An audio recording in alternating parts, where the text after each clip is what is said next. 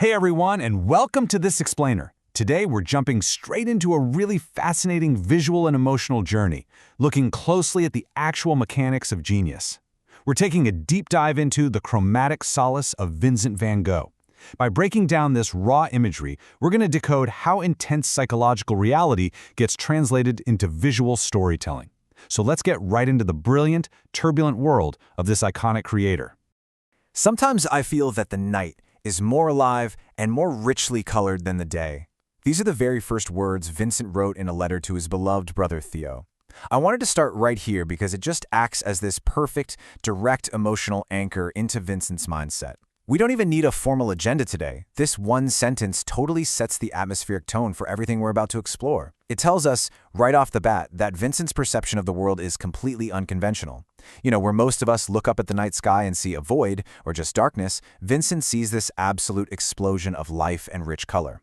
It's such a profound lens into a mind that's constantly, endlessly translating the world into art. Okay, let's dive into this, because the opening scene of the script immediately grounds us in this harsh, unyielding physical reality. Picture this. We're placed in the dead of night, inside a cramped, dimly lit room in the St. Remy Asylum. The script paints a very specific, vivid picture here.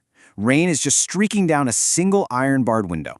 And there's Vincent. He's in his 30s, gaunt, with this unkempt red beard, wearing a loose linen shirt. He's hunched over a small wooden desk, and the flickering light of an oil lamp is dancing across his scarred, exhausted face. You can see his hand trembling slightly as he dips a quill into an inkwell to write to Theo. Understanding this restrictive, literally suffocating isolation is absolutely crucial, because this is the exact environment that birthed his incredible art. And that beautifully illustrates the core tension of his entire story. On one hand, you have his physical reality, right? This cramped, dimly lit room with an iron-barred window. It's claustrophobic. But mentally, he is miles and miles away. He's wandering a vast, rolling field of wheat under an impossibly bright, swirling daytime sky.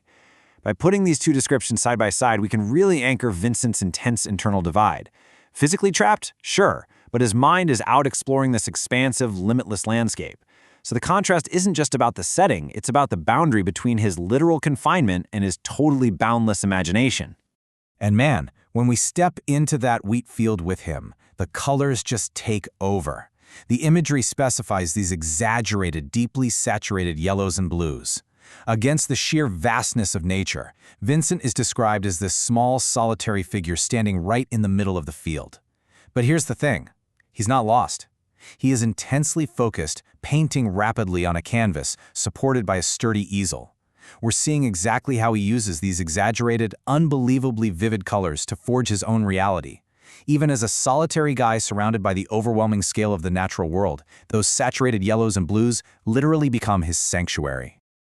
The sadness will last forever, but in the work, in the colors, I find my only solace. Now, technically this is a letter to his brother, but it effectively acts as a direct address to us, the viewers. I really want you to take this in for a second.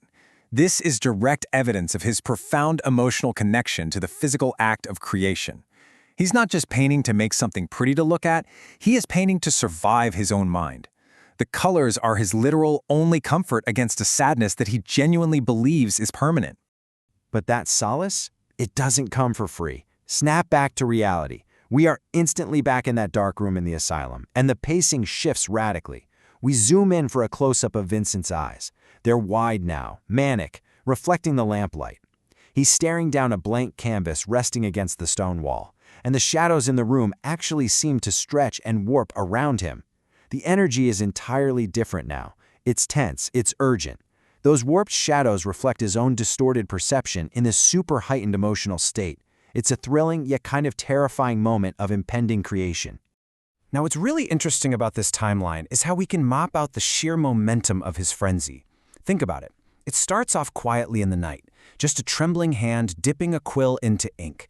But then, later that night, the tension builds. He's staring at the blank canvas and then abruptly knocks his chair back as he stands up. Seconds later, he's grabbing paint tubes, squeezing these thick, heavy dollops of vibrant blue and bright yellow onto his palette. And finally, by late night, he is sweating, utterly and completely lost in a frenzied state of creation. This progression is amazing because it perfectly captures that physical escalation. It takes him from quiet reflection to this explosive, unstoppable compulsion to paint. And during this late-night frenzy, the tactile details are just overwhelming. He absolutely attacks the canvas, utilizing this technique called impasto. That's essentially using heavy, thick strokes of paint aggressively applied to a rough texture. By focusing on the literal scraping sound and that incredibly thick application of color, we are forced to witness the gritty, physical reality of his creation. We aren't just sitting back watching a painting politely emerge, we are watching a man physically wrestle his inner turmoil directly onto the canvas, stroke by heavy stroke. And as the image of a swirling sky begins to actually emerge on his canvas, which perfectly matches the turmoil in his own manic eyes, by the way, we hear this realization. I put my heart and my soul into my work and have lost my mind in the process. Wow, that is devastatingly self-aware. When we look back at his actions, grabbing handfuls of paint tubes, squeezing heavy dollops of vibrant blue and bright yellow directly onto the palette, attacking that rough canvas, it all acts as the physical manifestation of this exact thought. He is actively, knowingly, trading his sanity just to pull the art out of his soul. Then, following that intense frenzy, the pacing just downshifts. The momentum slows completely. We're suddenly transported to an exterior evening scene right at a cafe terrace. The whole environment is glowing with this warm, inviting yellow light under a star-filled sky. But despite the lively, warm glow of those empty chairs, Vincent stands entirely alone across the cobblestone street, just looking at them.